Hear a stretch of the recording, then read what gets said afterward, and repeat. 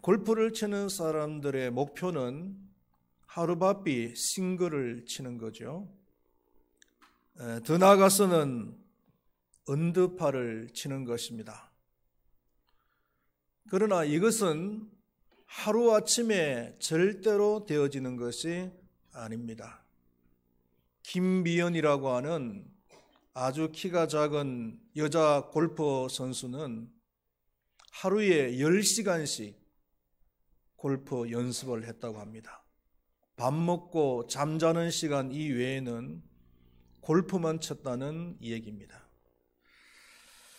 아기를 낳은 엄마는 아기가 우유를 채 떼기도 전에 빨리 걷기를 원하는 마음을 가지고 있습니다. 언제 커서 그럴까? 또 채 걷지도 못하는데 언제 어린이집을 갈 수 있을까? 언제 학교에 갈 수 있을까? 라는 이런 생각을 가지고 있지요. 또 사업을 시작하는 사람의 마음은 빨리 사업이 성공해서 사업체가 커지는 것을 원하고 있습니다. 또 공부나 운동을 하는 사람들은 빠른 시간 내에 실력이 향상되기를 원하는 것입니다.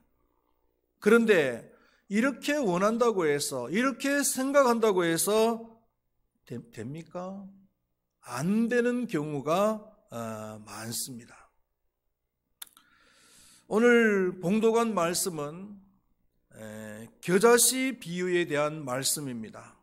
예수님께서 또 비유를 들어 이르시되 천국은 마치 사람이 자기 밭에 갖다 심은 겨자씨 하늘 같으니 라고 31절에서 말씀을 하셨습니다. 오늘은 겨자씨 비유를 통해서 주는 교훈과 은혜를 받기를 원하는 것입니다. 첫 번째로 생각할 것은 겨자씨 비유의 중심 주제는 무엇인가 라는 겁니다.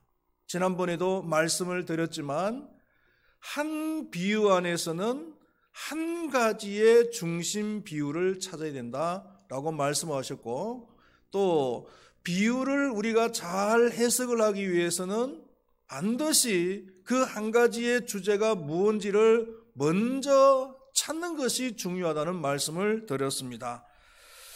겨자씨 비유의 중심 주제는 하나님 나라의 성장성입니다.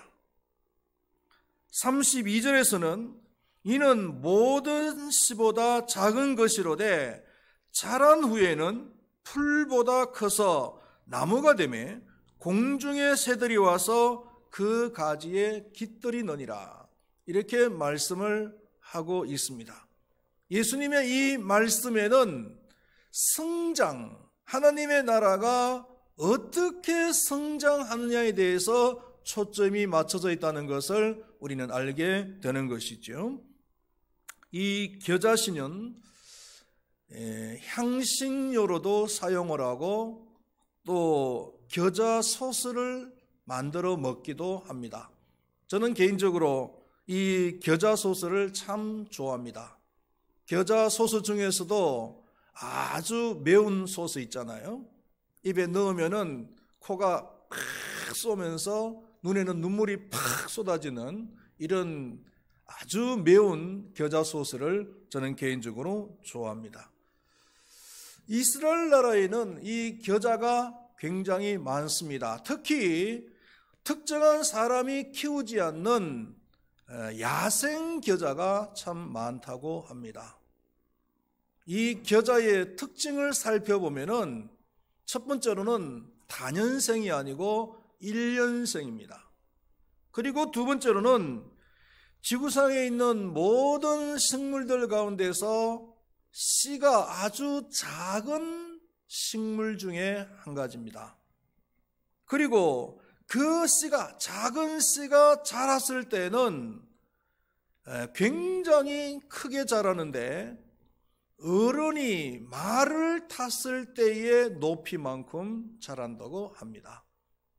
대충 우리가 계산을 해봐도 2m 내지 3m 정도가 될 것이고 많게는 한 4m까지도 계산을 할 수가 있습니다.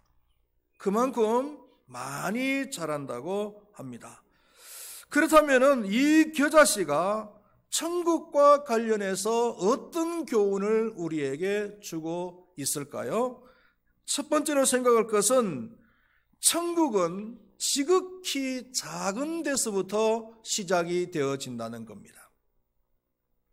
조금 전에도 말씀드렸지만 이 겨자씨는 지구상에 있는 어떤 식물보다도 씨가 아주 작은 분류에 속한다고 했습니다. 저도 겨자씨 씨를 몇 번 봤는데 그 씨를 손바닥에 올려놓고 봐도 잘 볼 수가 없을 정도로, 잘 보이지 않을 정도로 그만큼 씨가 작아요. 그래서 예수님 당시에는 이 겨자씨가 작은 것의 상징이 되어졌어요. 요즘은 작은 것의 상징이라면 우리나라에서 작은 것의 상징은 무엇입니까? 아주 작은 사람을 우리는 무엇과 같다라고 이야기하죠? 아주 땅콩과 같다, 이런 얘기를 하죠. 땅콩 같은 놈이, 땅콩같이 작은 놈이, 이렇게 우리는 표현을 하는데, 예수님 그 당시에는 이 겨자씨가 작은 것의 상징이었어요. 그래서 마태복음 17장 20절 말씀을 보면은 예수님께서 이렇게 말씀하십니다. 이르시되 너희 믿음이 작은 까닭이니라. 진실로 너희에게 이르노니 만일 너희에게 믿음이 겨자씨 하늘만큼만 있어도 이 산을 명하여 여기서 저기로 옮겨지라 하면 옮겨질 것이요 또 너희가 못할 것이 없으리라. 이렇게 말씀을 하셨습니다. 여기서 예수님께서 말씀하신 겨자씨 하늘만한 믿음이라는 것은 아주 작은 믿음을 말하는 거예요. 예수님께서 우리를 무시해서 하신 말씀이 아니라 실제로 우리에게는 이 겨자씨 하늘만한 믿음도 없다는 거예요.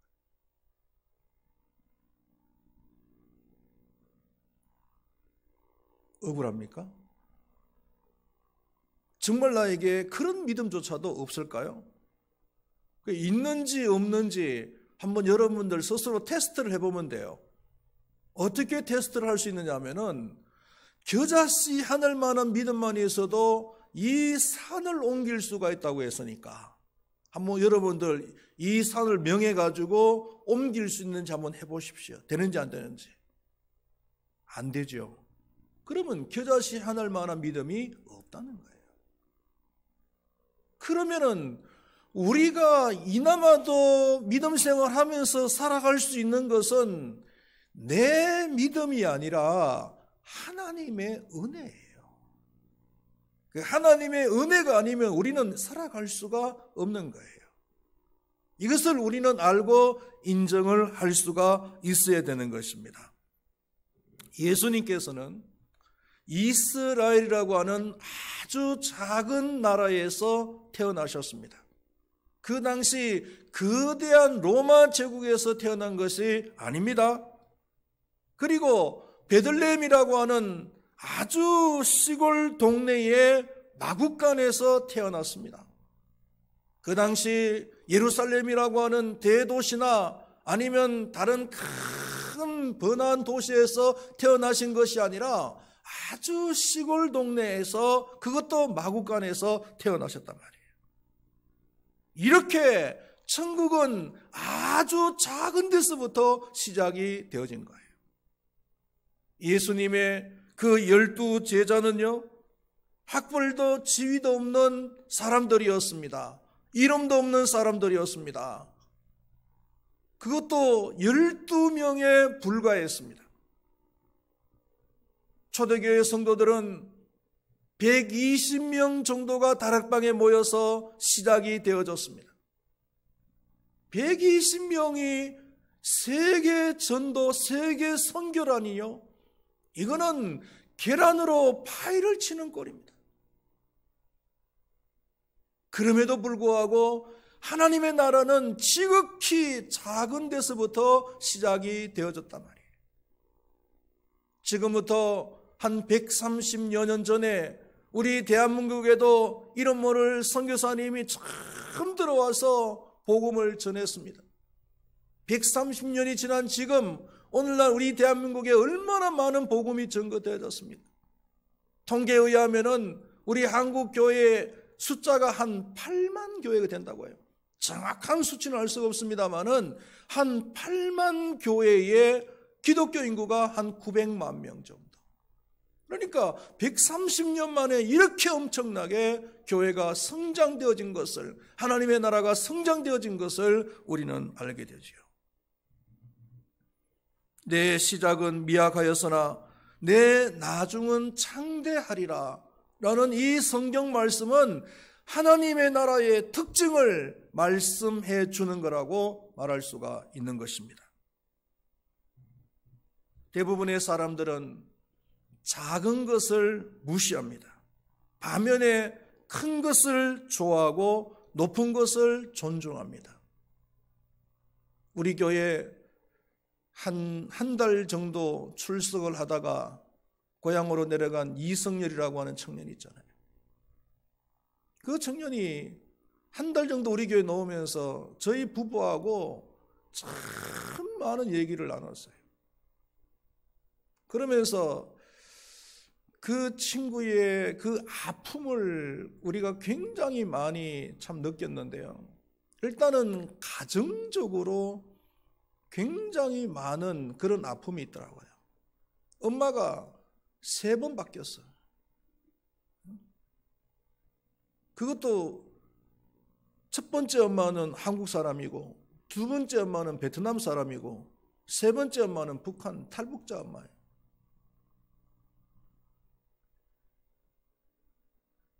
그리고 그날 추수감사주일날 특송을 하러 나왔을 때 봐서 아시겠지만은 키가 작아요.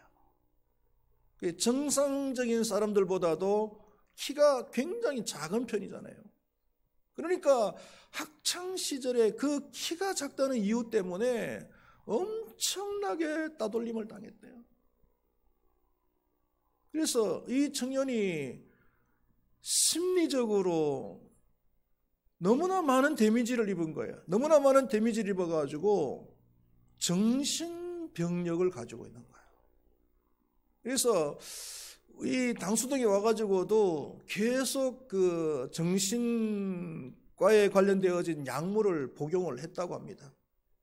그런데 이 정신병력이 있으니까 정상적이면은 사회생활을 뭐 잘 적응을 하겠지만 그 사회생활이 그렇게 만만치 않잖아요.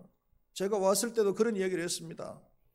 처음 출근한다는 날 새벽 기도 왔길래 제가 그런 얘기를 했습니다. 사회생활이 만만치가 않다. 기도 다 한다니 하고 해야 된다 하는 그런 얘기를 했거든요. 그런데 회사에서 그 직원들하고도 그리고 그 회사와 관련되어진 여러 가지 일들에 대해서 적응을 못합니다. 그래서 이 친구가 한 달 만에 결국은 다시 이제 회사를 그만두고 고향으로 내려갔는데 참 얼마나 마음이 아픈지요. 마음이 안타깝기도 하고. 키가 작다는 이유 때문에 친구들에게 왕따를 당하고 무시당하고 그리고 심지어는 폭력까지 당했다는 거예요.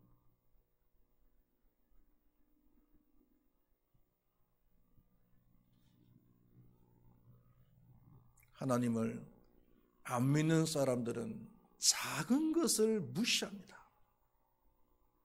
그런데 심지어 우리 하나님을 믿는다는 사람들조차도 이 작은 것을 무시하는 경향이 있지 않는가? 교회만 보더라도 큰 교회는 좋고 작은 교회는 뭔가 문제가 있는 것처럼 이렇게 생각되어지는 것이 우리의 생각이 아닌가라는 것을 우리가 한번 비춰봐야 된다는 거예요. 예수님은 어떠했습니까? 예수님께서는 제자들이 나오는 것을, 어린아이들이 나오는 것을 막고 그리고 무시했잖아요. 그랬지만 우리 예수님께서는 그 어린아이들을 다 받아주셨어요. 제자들의 생각은요, 아휴, 저놈들이 온들 무슨 도움이 되겠는가 하는 이런 어떤 생각을 가졌을지도 모를 겁니다. 그러나 그런 생각이 있음에도 불구하고 예수님께서는 그 어린아이들을 무시하지 아니하시고 다 영접해 주시고 그들을 축복해 주셨어요. 그리고 심지어는 어린 아이에게, 어린 소자에게 냉수한 것을 준 것이 곧 나에게 한 것이다. 이렇게까지 말씀을 하신 거예요. 우리는 거창하게 세계 선교를 부르짖기 전에 교회 안에서 조그만 것부터 섬기는 그런 훈련이 되어져야 될 줄로 믿습니다. 이것이 바로 귀한 겁니다. 하나님의 나라에서는 그것이 귀한 거예요. 왜? 하나님의 나라는 지극히 작은 것에서부터 시작이 되어진다는 거예요. 그리고 두 번째로 이 천국이라는 것은 꾸준히 성장한다는 겁니다. 이 겨자라는 것은 나무 종류가 아니고 채소류입니다. 그래서 이 채소류라는 것은 농사를 지으신 분은 아시겠지만은 그 키가 자라는 데는 한계가 있어요. 그런데 예수님께서는 풀보다 커서 나무가 되며 공중의 새들이 와서 그 가지에 깃들인다라고 말씀하셨습니다. 풀 종류인데 나무만큼 커서 새들이 와서 그 가지에 깃들인단 말이에요. 하나님의 나라가 이와 같다는 것입니다. 처음에는 미약하게 시작을 하지만은 그러나 우리가 생각하는 그 이상으로 성장하는 것이 바로 하나님의 나라예요. 우리 아이들 중에서 유초등부나 아니면 중고등부 아이들 중에서 한동안 못 봤는데 어느 날 쑥 나타났는데 너무나 큰 아이들이 있잖아요. 우리 주일학교 아이 중에서 오늘 안 왔네 보니까 한별이라고 하는 친구가 있는데 주일학교 때 요만한 녀석이 어느 날 한 몇 달 동안 못 봤어요. 못 봤는데 이 교회 앞에 서 있었더니 웬 아이 하나가 목사님 안녕하세요 하면서 인사를 해요. 그래서 누군가 싶어서 한참 봤어요. 보니까 한별이야. 근데 내가 생각한 이상으로 활짝 커 있는 거예요. 그 하나님의 나라가 이와 같다는 거예요. 내 생각은 한 이 정도인데 하나님의 나라는 그 이상으로 성장을 한다는 거예요. 에스겔서 31장 6절 말씀에 공중의 모든 새가 그 가지에 깃들이며 들의 모든 짐승이 그 가는 가지 밑에 새끼를 낳으며 모든 큰 나라가 그 그늘 아래에 거주하였느니라. 이 말씀은 하나님의 나라의 그 특징을 말해주고 있습니다. 하나님의 나라는 작은 이스라엘 나라의 그 시골 베들레헴에서 시작이 되어졌지만은 결국은 전 세계 모든 나라가 모여드는 그런 나라로 성장한다는 겁니다. 이것이 성취되어졌잖아요, 여러분. 중세시대 때에 그 거대한 로마가 바로 이 기독교 아래에 들어왔어요. 근대에 들어와서는 영국이나 아니면 미국 같은 저 어마어마한 나라가 이 기독교 아래에 있잖아요. 우리가 상상도 할 수 없는 일입니다.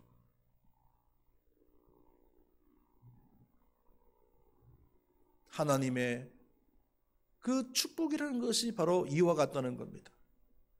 하나님의 축복은 우리가 생각하는, 우리가 상상하는 그 이상의 것입니다. 바라기는 우리 큰바위교회 모든 성도님들이 하나님의 이런 놀라운 축복을 경험하시기를 축원드리겠습니다. 그러나 성장하는 속도는 우리가 생각하는 기대만큼 빠르지 않을 수는 있다는 겁니다. 우리는 빨리빨리를 원하잖아요. 아기를 낳고 아직 젖도 안 뗐는데 저거 언제 걷지? 아직 걷지도 않는데 저거 언제 말하지? 아직 말도 못하는데 저거 언제 어린이집 가지? 언제 학교 가지? 우리 생각은 빨리빨리예요. 사업을 금방 시작해놓고 언제 이 사업이 빨리 성장하지? 이런 빨리빨리를 원하지만 하나님의 나라는 그렇지 않을 수가 있다는 거예요. 하나님의 시간표하고 그 다음에 우리의 믿음의 상관관계가 맞아져야 됩니다. 우리의 그 믿음이 전혀 준비가 되지 않은데 하나님께서 그렇게 큰 축복을 주실 리가 없어요. 교회를 금방 나와서 한 달 이내에 하나님께서 축복을 왕창 부어줄 것 같아요? 그렇지 않습니다.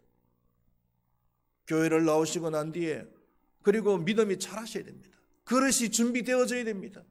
그래야 하나님께서 그 축복을 부어주시는 거예요. 믿는 사람들이 성장하지 못하는 이유는 뭘까요? 다시 말하면 하나님을 믿는데 신앙생활 하는데도 하나님의 그 놀라운 축복을 받아 누리지 못하는 이유가 무엇일까요? 싱클레어 퍼거슨이라고 하는 사람이 성장을 멈춘 당신을 향한 하나님의 계획서라고 하는 책에서 이런 얘기를 했습니다. 고린도 교회를 예를 들면서 얘기를 했는데요. 우리 하나님을 믿는 사람들이 성장하지 못하는 이유, 하나님의 축복을 누리지 못하는 이유를 크게 두 가지로 이야기했는데, 하나는 영적 분별력이 없기 때문이다. 이렇게 얘기를 했습니다. 고린도후서 11장 13절 말씀에 그런 사람들은 거짓 사도요 속이는 일꾼이니 자기를 그리스도의 사도로 가장하는 자들이니라. 거짓 사도이면서 그리스도의 사도로 가장하는 사람이 고린도 교회 안에 있었다는 거예요. 또 고린도후서 11장 15절 말씀에 그러므로 사탄의 일꾼들도 자기를 의의 일꾼으로 가장하는 것이 또한 대단한 일이 아니니라. 그들의 마지막은 그 행위대로 되리라. 사탄의 일꾼이면서 의의 일꾼으로 가장하는 사람들이 고린도 교회 안에 있었다는 거예요. 그래서 이 사람들은 교회 안에서 자신들의 권위를 높이기 위해서 그 사도 바울의 그 설교에 대해서 메시지에 대해서 일일이 터집을 잡기도 하고, 고린도 교회 성도들이 그 사도 바울에 대한 그 사랑하는 마음을 미움으로 바꿔놓기도 했어요. 거짓 사도. 이런 사도를 분별할 수 있는 영적인 그런 분별력이 있어야 된다는 거예요.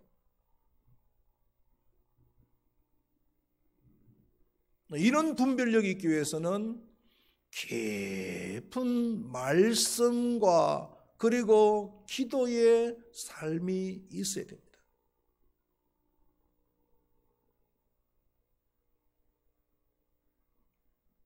가짜와 진짜를 분별도 해야 될 뿐만 아니라 그리고 우선순위도 분별할 수 있어야 되는 거예요.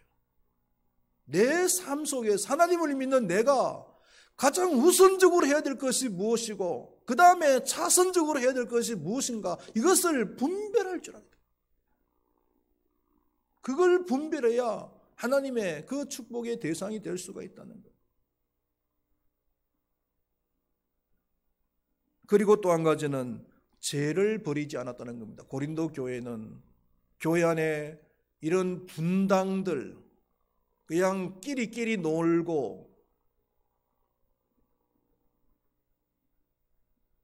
그 다음에 엄난하고 그 다음에 이기적이고 성찬을 하면서도 음식을 먹을 때에 끼리끼리 자기들끼리, 부자는 부자들끼리만 다 먹고 가난한 사람은 그냥 침만 흘리게 만드는,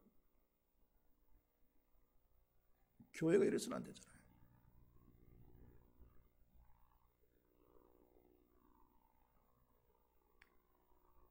여러분, 하나님의 놀라운 그런 축복을 누리시기를 원합니다. 그러기 위해서는 하나님의 나라가 우리의 삶 속에 임해야 됩니다.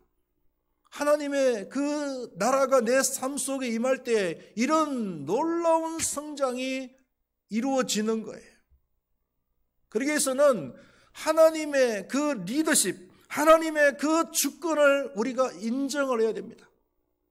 내 삶이니까 내 마음대로 살아가는 것이 아니라, 내 삶이 내 마음대로 살아가는 것이 아니라 내 삶은 하나님의 것이고 하나님께서 내 삶을 다스려 주셔야 된다. 그래서 내 삶을 온전히 하나님 앞에 내어놓을 줄 아는 그런 삶을 살아갈 때에 하나님의 놀라우신 축복을 경험할 수가 있는 줄로 믿습니다. 바라기는 우리 큰바위교회 모든 성도님들이 하나님의 나라를 받아들이시고 하나님의 그 주권을 내 삶 속에 그대로 인정을 하시고, 그래서 하나님의 그 놀라운 성장성, 하나님의 놀라운 그 축복이 그 삶 속에 풍성하게 나타나는 그런 삶이 되어지기를 축원드리겠습니다. 기도하시겠습니다. 하나님 아버지, 하나님의 나라는 우리가 생각하는 것 이상으로 성장을 합니다. 하나님의 그 축복이 그렇습니다. 우리가 생각하는 것 이상으로 하나님의 축복은 크고 놀랍습니다. 우리가 그 하나님의 축복을 경험하고 누리기 위해서는 하나님의 그 나라를 받아들여야 됩니다. 하나님의 그 주권을 인정을 해야 됩니다. 내 삶이 아니라, 내 것이 아니라 하나님의 것이요, 하나님의 마음대로 되어질 때에 내 삶은 놀라운 축복으로 채워질 줄로 믿습니다. 우리 금바위교회 모든 성도님들이 이 사실을 인정하고 내 삶을 하나님 앞에 온전히 내어드리고 하나님께서 다스려 주실 것을 고백하며 살아갈 수 있도록 하나님께서 도와주시옵소서. 감사합니다. 예수님의 이름으로 기도드리옵나이다. 아멘.